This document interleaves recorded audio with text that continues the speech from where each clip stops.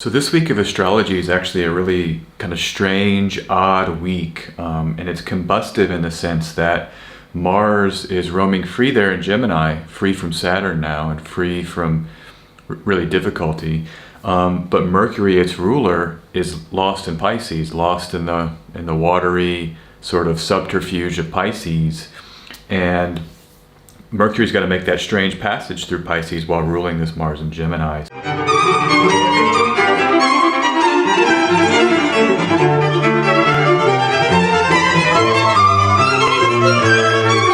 Both planets on top of that are making hard aspects to the lunar nodes this week. You have Mars conjoining the North Node and then Mercury conjoining the South bending or squaring the nodes for Pisces. And so it gives this strange kind of mix of activity and oddity and sort of feeling lost potentially. Add to all that Venus and the Sun conjoining in this beautiful expression of Venusian fire, and one of the better Cancer moons, we're in it right now, that we've had in a long time. It's averse to both malefic planets, and so there's just a lot of multifaceted and a variety of energies this week. Let's dive in. Okay, so I'm going to share my screen, and here we go. And so what I'm doing now with these videos, I'm trying to have it a little bit more academic. It's a little easier on the editing and the software this way. And so I just want to start and just look at some of the aspects that we've got this week. What I'm doing with this is just kind of a short overview of the astrology, and I'll do a tarot reading, and then that will be it for this video.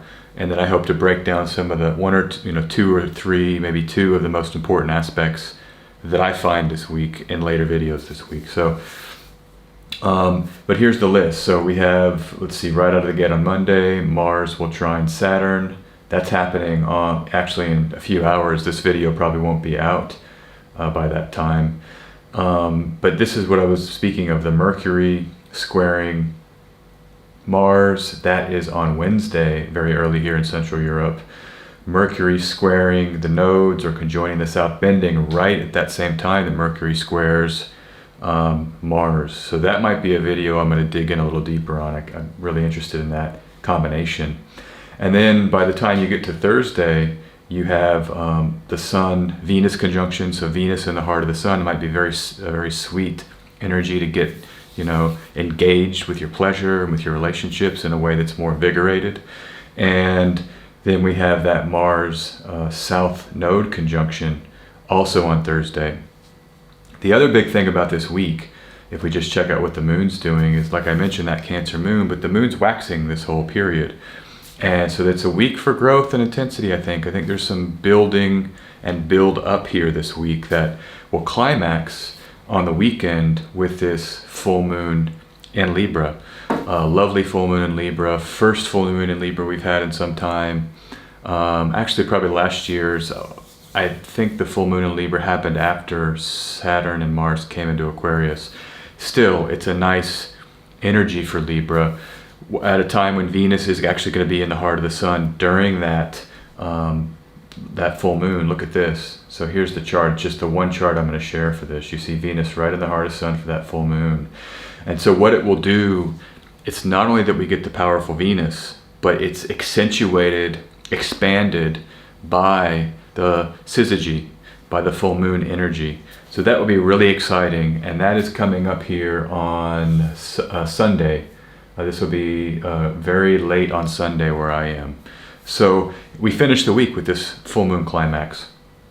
Very interesting week of astrology, very dynamic, and like I said, multifaceted, and a lot of kind of strangeness, oddity, but then this kind of fire and passion. Relationships are a big focus. And look for my videos breaking down some of these aspects as we get into the week.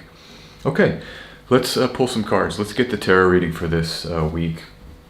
And what I'm doing now with this video is I'm just going to do my random number generator pulls that I do actually for my clients. This is how I work. And so it's a little bit more convenient with the editing to do it this way. It'll help me get this video out, and maybe my software isn't going to give me the problems that it's been giving me. So I'm going to get the first card here. What I like to do is just calm, a little bit, focus. breathe. Try to get in tune, and then I press generate. So we got the first card. The first card is, let me see here, let me just get it up here. It's right on my desktop. Love the tarot. And this is kind of cool how I'm doing these videos, because it's just like a short summary, but then maybe the cards will point us back into some of the aspects I've just discussed to sort of unpack them a little bit more during the course of this video. So the first card is you can see it here, it's the Page of Hearts, the lovely Page of Hearts, and that actually is the Pisces energy.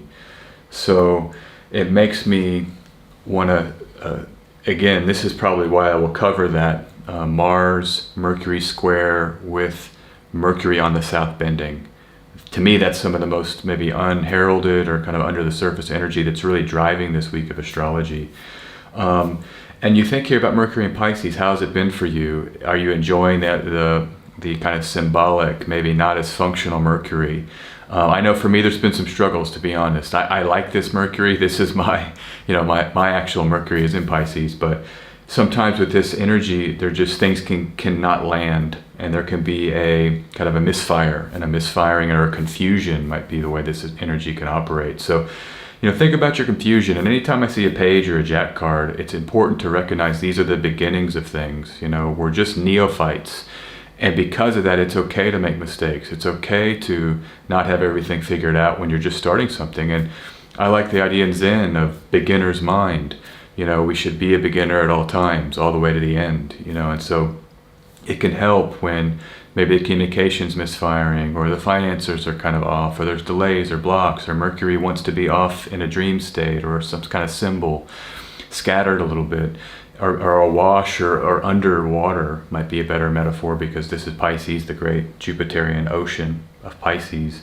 It's good to remember we're just beginners, and we can make mistakes and try again and keep going. Every day is a new day. One of my favorite sayings someone used to tell me was, everybody has to get up, in the morning. Everybody wakes up, and we're kind of reset, all beings in a way. And then we can have however many hours we get in the day to try to maximize or do something or not do something, right? I think Mercury and Pisces is a good invitation to say, I'm going to write this off. I'll write this whole Mercury transit off if I have to, So, I like that. I think this is important. It's really bringing that Mercury into Pisces to the fore for the recent past, as this is the first card in the reading. So let's get the second card. Let's see what kind of card energy can be added to this. And I will be pulling from my Tarot of Marseille God deck for the second card. So give me a second here. Let's breathe. Let's focus.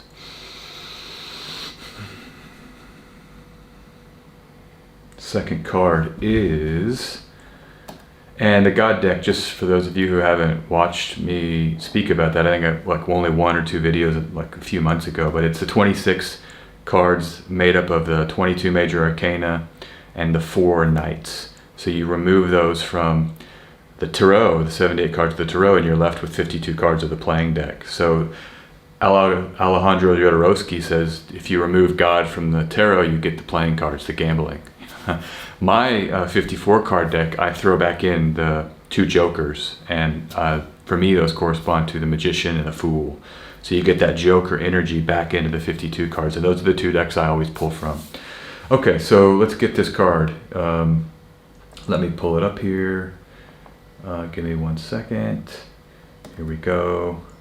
Okay, I like it. This is the Empress. This is the Venus and the Empress. So it's perfect for this week. It's just absolutely perfect, because this Venusian energy is a real highlight of the week too. Anytime Venus or any planet comes really close to the sun, it expands, purifies, and there's a pocket, a zone there for that degree.